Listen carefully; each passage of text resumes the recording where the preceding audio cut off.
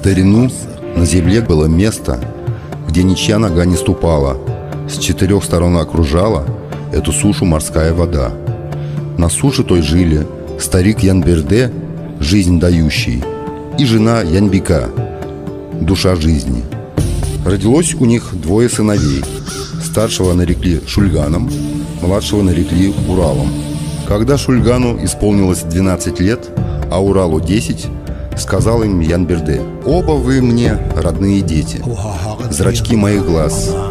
Родниковую воду пейте, если жажда охватит вас, но кровь из раковины никогда пусть не коснется вашего рта».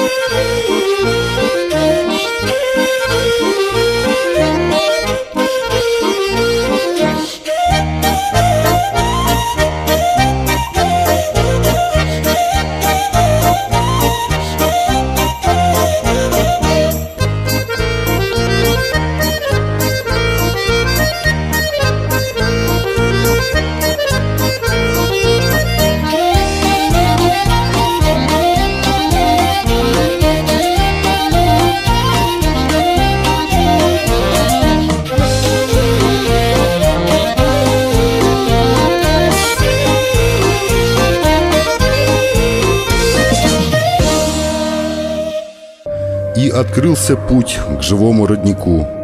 Но тут появился старик, и молвил он: «То, что смертью мы зовем, злые прозвища ей даем. В вечности нетленный закон, мир от гнилья очищает он. То, что на земле остается, чем все лучшее создается, сада краса — это добро.